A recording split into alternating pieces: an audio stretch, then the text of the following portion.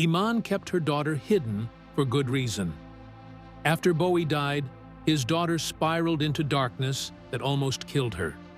She broke every bond, hurt everyone who loved her, and filled the emptiness with things that could destroy her. Then, something changed.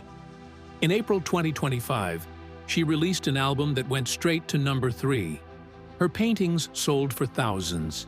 She looked exactly like her parents, but better. The transformation was so complete, even people who knew her couldn't recognize the broken teenager she used to be. David Bowie was born David Robert Jones on January 8, 1947, at 40 Stansfield Road in Brixton, London. It was a rough, working-class part of the city, still feeling the effects of World War II. His mother, Margaret Peggy Burns, was a waitress at a local cinema.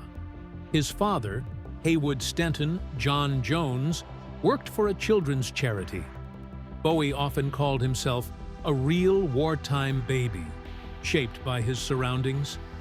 Moving between the noise of Brixton and the quiet countryside of Yorkshire gave him a strange mix of feelings. By the time he was 6, he already loved dancing and stood out as a stubborn, creative kid. When Bowie was 15, his life changed forever. It happened because of a fight over a girl named Carol. Bowie and his best friend George Underwood had known each other since they were 9. After Underwood arranged a date with Carol, Bowie told him she liked him instead. The next day, Underwood was so angry he punched Bowie in the left eye at school. That one punch caused serious damage. Bowie's left pupil stayed wide open for the rest of his life.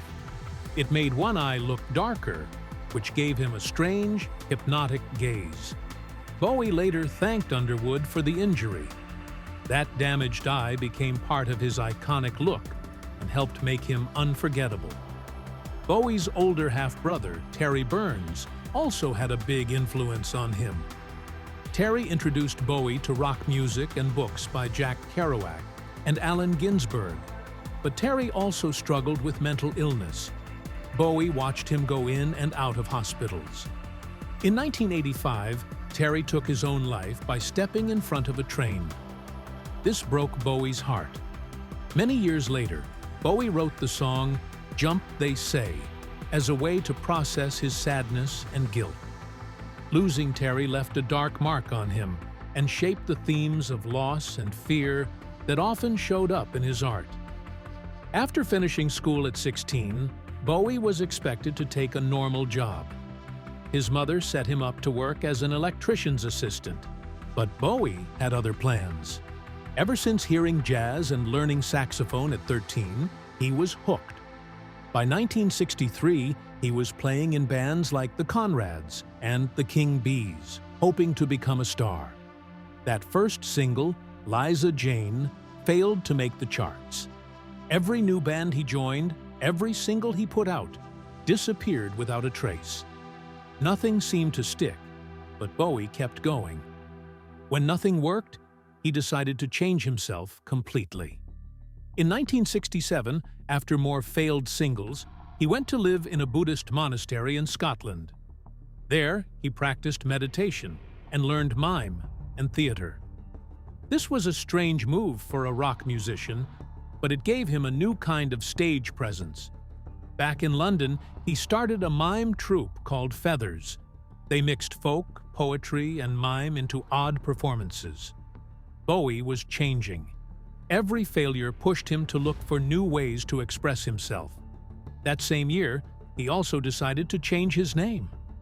Originally, he performed as Davy Jones, but the singer Davy Jones from the Monkees was becoming famous in America.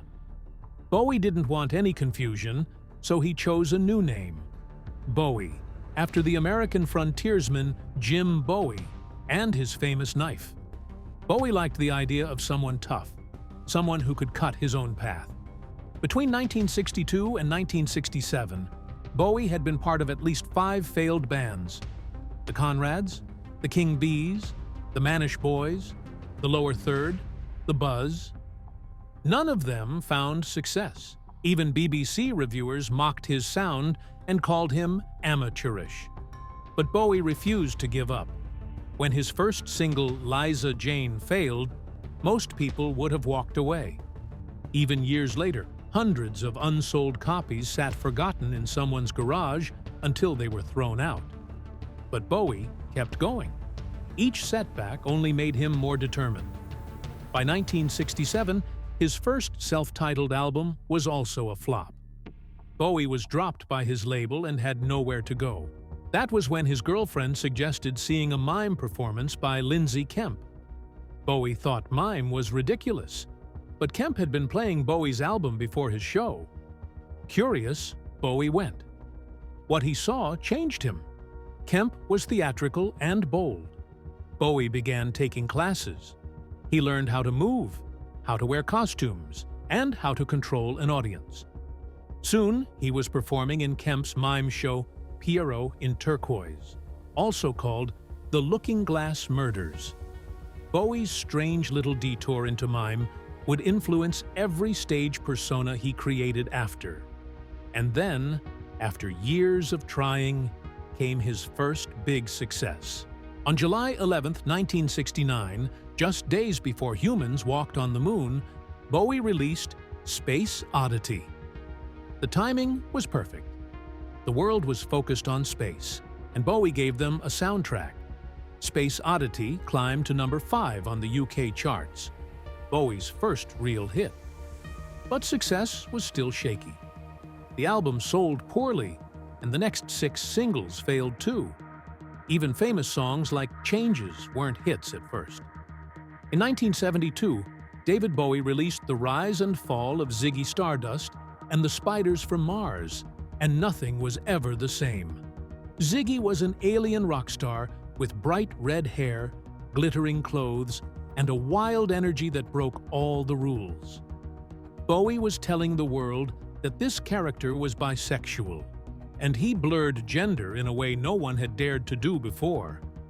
On stage and in interviews, he dressed in women's clothes and talked openly about his sexuality. Some people were shocked, some angry, but others felt freer. Fans saw someone who wasn't scared to be himself, and that mattered. The album hit shelves on June 16, 1972, and it changed not just rock music, but also the way people thought about identity. It even influenced the LGBTQ+ movement and pushed fashion in a bold new direction. By 1975, Bowie was someone new again, the Thin White Duke. This was a dark character who appeared in Station to Station, and Bowie was losing himself in the role. Drugs had taken hold of him, especially cocaine, and he was using up to 10 grams a day. His diet was strange too, mostly red peppers and milk. He hardly slept, and he dropped to under 100 pounds. The Duke was cold, mysterious, and often talking about strange, occult things. Bowie would later say he barely remembered making the album. In interviews, he spoke about fascism and Nazi symbols, things he later blamed on addiction and paranoia.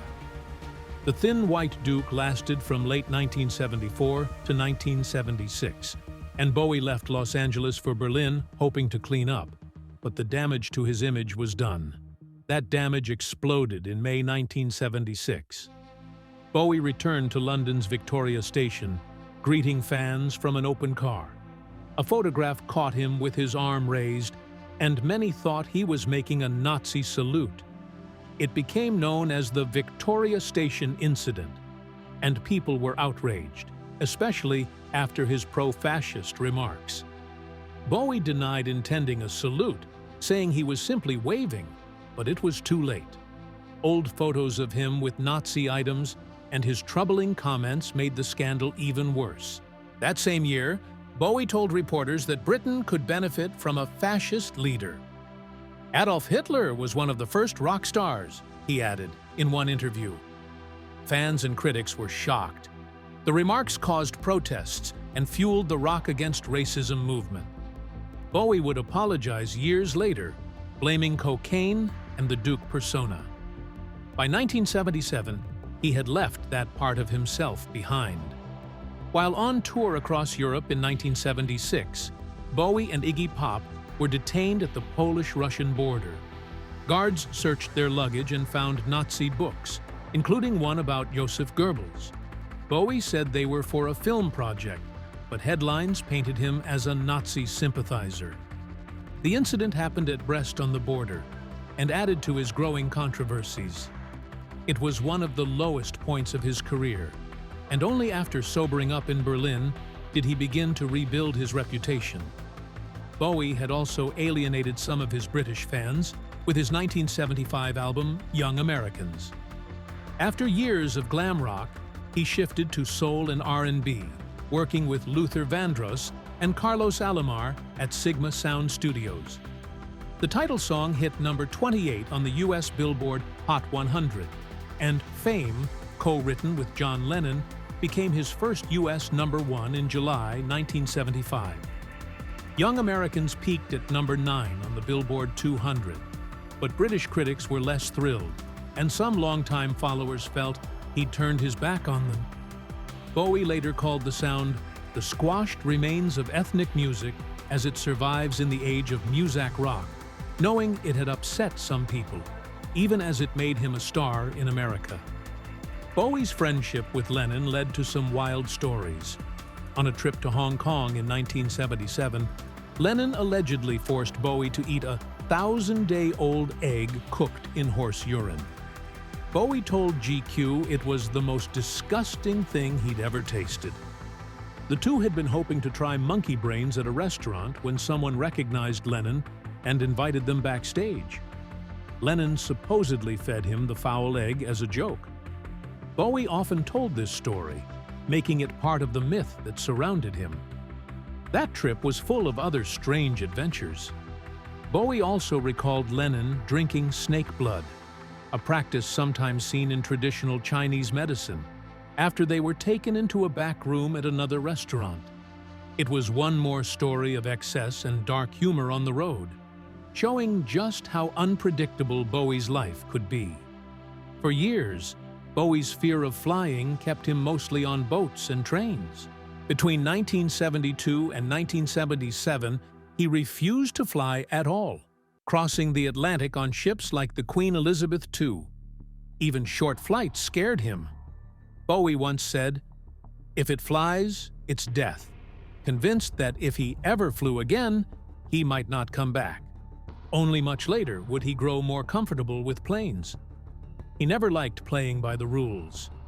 In 1976, David Bowie decided to team up with Brian Eno, and what came out of it left everyone confused. The album was called Low.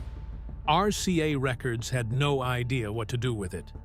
Low had two very different sides. The first was full of short, strange, almost pop songs. The second was mostly long, moody instrumental tracks.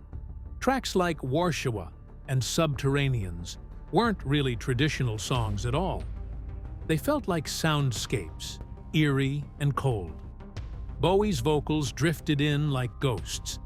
Eno, who had been working on his own ambient music, guided the whole process. RCA thought the record was too weird and delayed its US release by 3 months. They barely promoted it, scared they'd lose money. American audiences didn't get it at first, but in the UK, it reached number 2. Slowly, people realized how bold it was. Bowie and Eno weren't just making an album, they were changing the sound of rock forever. That change kept going. Bowie followed up with Heroes in 1977 and Lodger in 1979. Heroes was louder and had more energy than Low. Robert Fripp played these wild, jagged guitar parts, while Eno pushed the synths into strange new places. Producer Tony Visconti set up 3 microphones at different distances when Bowie sang the title track. That's why his voice sounds so raw and powerful. As Bowie sang louder, the distant mics kicked in. Heroes went to number 3 in the UK and number 35 in the US. Lodger was more unpredictable. It was a mix of styles, but it didn't click right away. It charted at number 4 in the UK and number 20 in the US. Critics were often puzzled. Many of them thought Bowie had lost his way. But years later, people heard the deep influence these albums had. Joy Division, Gary Newman, and so many others took inspiration from this strange, fearless period. By then, Bowie had escaped Los Angeles. From 1974 to 1976, he was living in a dark house on Doheny Drive. Coke had wrecked him. He survived on peppers and milk and paranoia. He thought witches were going to steal his soul. It was a terrible time. Bowie later called LA the worst place he'd ever been. By 1976, he was tired and scared. Moving to Europe with Iggy Pop probably saved him. "Those were the darkest days of my life," he said. Berlin gave him a way to hide. It was still split by the wall and felt heavy and tense. No one cared if a star was walking by. That quiet, strange mood soaked into his music. You can hear it in every note of Warsaw and Art Decade, and even in Heroes, which told the story of two lovers kissing at the wall.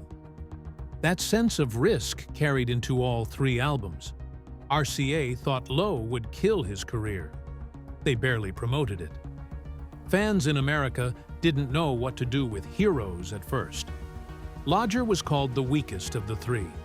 But over the years, everyone changed their minds. The trilogy became one of Bowie's most respected works. Bands like Joy Division and electronic pioneers like Newman all took cues from it. Bowie himself called those years his DNA. In 2017, the albums were reissued in a box set, A New Career in a New Town. What seemed crazy in the 70s feels visionary now. While he was making those records, Bowie was also stepping into movies. In 1976, he played Thomas Jerome Newton in The Man Who Fell to Earth. The role felt so close to who he was, someone fragile and otherworldly. Director Nicholas Roeg picked him after seeing the documentary Cracked Actor. Bowie was deep into addiction then, yet somehow on set, he was sharp and kind. The film was strange, full of dreamlike cuts and eerie silences. Some critics hated it. Others loved Bowie's alien performance. It cost $1.5 million to make and took in $3 million worldwide. Roeg said it was like Bowie wasn't acting at all, like he truly had fallen to earth. He kept surprising people. In 1986, he played Jareth, the Goblin King in Labyrinth. Jim Henson thought of casting Michael Jackson or Prince. In the end, Bowie was perfect. He wore those famous tight trousers, sang Magic Dance, and swung crystal balls around his hands. The film cost $25 million and at first didn't do well in America. But it was huge overseas, making $9 million in Japan and $4.5 million in the UK that first Christmas. Over time, it became a cult classic. People still dress up as Jareth at midnight screenings. Before that, he was also a vampire. In 1983, he was John Blaylock in The Hunger. He played a 200-year-old immortal who suddenly aged in a matter of days. Bowie was 36 at the time, yet looked like an ancient, dying man thanks to hours in prosthetic makeup. The film began with Bowie and Catherine Deneuve stalking a nightclub to the sound of Bauhaus. It only earned $12.3 million worldwide on a $10 million budget and divided critics. Some hated it, some loved its look. Even Bowie laughed years later, saying he had played someone aged 130 when I was 38. Fans still cite The Hunger as one of his most stylish, spooky roles. And when he wasn't acting in feature films, he was making short ones. In 1984, he won a Grammy for Jazzin' for Blue Jean, a funny little video made to promote his single. Bowie played both Vic, a clumsy fan, and Screaming Lord Byron, a vain rock star. It was his way of teasing himself. The clip won Best Video at the Grammys and showed that even at his most famous, Bowie could still make fun of who he was. It's one of the few awards he ever won while he was alive.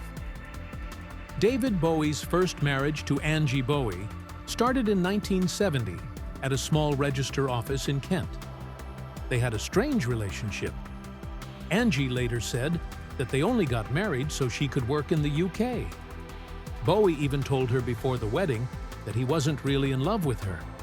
But they stayed together for 10 years. Those years were full of parties, wild stories, and open relationships. Their son, Duncan Zoe Jones, was born on May 30th, 1971.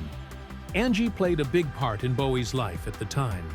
She inspired his famous Ziggy Stardust character and some of his most memorable songs, but things slowly fell apart. Drugs, cheating, and scandals took over. Angie even said she once found Mick Jagger and Bowie together in their bed. By 1980, they were divorced. Angie walked away with $500,000 and left Duncan with Bowie. She hoped being a father would help him settle down. Angie later called herself corrosive in his life, and she and Duncan hardly spoke for years. Bowie's second big romance was very different. In 1990, a mutual friend introduced him to Iman Abdul-Majid, a supermodel. From the first meeting, Bowie was crazy about her. He told everyone she was going to be his wife. Iman wasn't sure at first.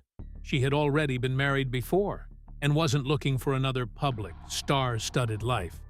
But Bowie was determined. He kept showing her kindness, like meeting her at airports with flowers or tying her shoelaces in the street. Little by little, she fell for him too. Unlike his wild first marriage, this one was built on privacy and respect. They weren't interested in being a flashy celebrity couple. They wanted a quiet, happy life together. On April 24, 1992, they were married in a small private ceremony in Lausanne, Switzerland. They had a bigger celebration in Florence on June 6th, and Iman would always remember that it rained that day. Locals told her rain on a wedding was good luck. They were right. The couple was deeply in love and wanted a family. But getting pregnant wasn't easy. Iman was in her early 40s. She tried for a year and a half without success. Then one day, just as she thought it would never happen, she was pregnant. Iman also followed a Somali tradition after being told it might help. She held her friend Christy Brinkley's baby all day, hoping it would bring luck. Soon after, she and Bowie were expecting. On August 15, 2000 at 5:06 a.m., their daughter, Alexandria Zara Jones, nicknamed Lexi, was born at Mount Sinai Hospital in New York. She was 7 pounds, 4.6 ounces. Bowie was there the whole time, and even cut the cord. Later he said, "I stumbled onto bliss." Lexi's name was chosen carefully. Alexandria means defender of mankind. Zara was a tribute to Iman's Somali roots, since her own grandfather had once renamed her Iman from Zara. The couple felt Lexi's name reflected who they were and where they came from. Bowie and Iman worked hard to give Lexi a private, normal childhood.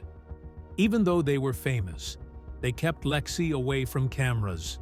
They sent her to regular schools in New York, where she could grow up like any other kid. When Lexi was 18, Iman posted one photo of her. Modeling agencies and designers started calling right away. But Iman said no. She told them that Lexi wasn't interested in modeling. She wanted Lexi to have her own life without the pressure of fame. In June and July 2014, David Bowie was busy recording his single, Sue, or In a Season of Crime, and starting work on his final album, Black Star. But behind the scenes, his life was changing forever. That's when he was diagnosed with liver cancer. Almost no one knew. Bowie told only his closest circle, like Ivo Van Hove, who was directing Lazarus, and producer Tony Visconti, who found out in January 2015. Even the musicians playing on Black Star had no idea.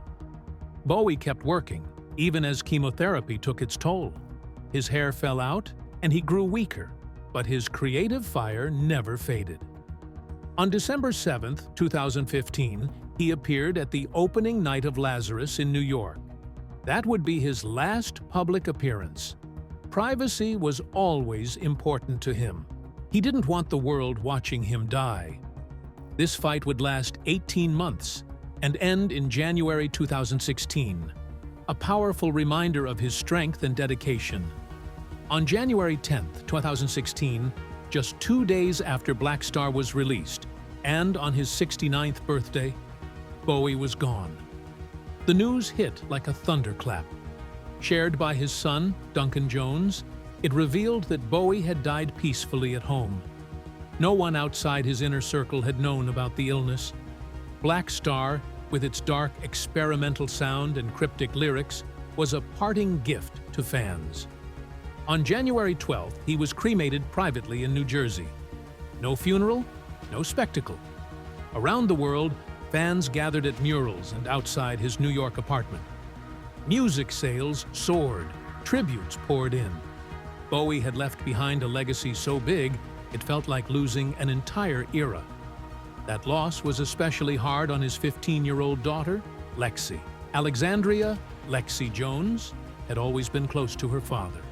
His sudden death shattered her.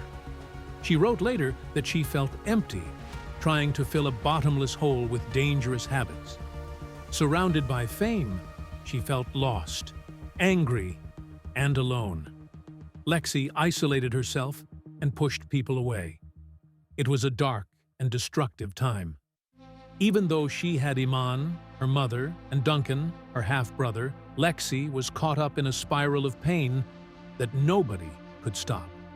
She began to fight with her family, saying cruel things just to make them feel her sadness. Lexi would look back on this period and call it her family destruction. She broke bonds that had once been strong. The pain twisted her sense of self. Lexi even called herself a psychopath because it was easier than admitting she was scared and heartbroken. It was a way to hide from the real pain she carried. Over time, Lexi would face those feelings honestly, but the wounds left deep scars. That's when she began to turn to art. Lexi found that creating, whether through drawing, painting, or writing, was a way to process the chaos inside. Over the years, this self-expression grew into a passion that shaped her future. It also guided her toward healing. She slowly moved past seeing herself as just David Bowie's daughter and began to embrace who she was becoming. By the time Lexi was 24, her transformation was impossible to miss. Vogue ran a story celebrating her sharp cheekbones, piercing eyes, and effortless style, all reminders of her parents' iconic beauty. Her look was bold and personal, combining her father's edge with her mother's elegance. It was more than genetics. Lexi was making a statement. Her avant-garde outfits and hair paid tribute to her dad's glam rock past, but they also felt modern and true to her. Then came April 2025, and Lexi's surprise musical debut. Her first album, Xandri, blended rock, electronic, and soul into something truly her own. The lead single, Starlight Echoes, shot up the charts around the world. Rolling Stone praised her sound as a bold and refreshing homage to Bowie's genius, yet distinctly Lexi's own. The record sold over 150,000 copies in its first week and landed at number 3 on the Billboard 200. Almost overnight, Lexi was recognized as one of the most exciting new artists of her generation. But Lexi didn't stop at music. She also painted, designed costumes for the 2023 film Famous, and held her own art shows. Some of her pieces sold for as much as $250. Critics called her a Renaissance woman, someone who could jump between worlds with ease. Every new creative venture showed her carving a path separate from her father, but also forever inspired by him. By May 2025, Lexi was making headlines again, this time for her personal life. She revealed her romance with British musician Sonny James. They appeared together at Glastonbury and on social media, clearly in love and often working together. The buzz around them was huge, and as she created new work and stepped into the spotlight, it was obvious she wasn't just carrying a legacy. She was transforming it, making it her own, and proving that pain can lead to strength, and that even the heaviest losses can inspire new beginnings.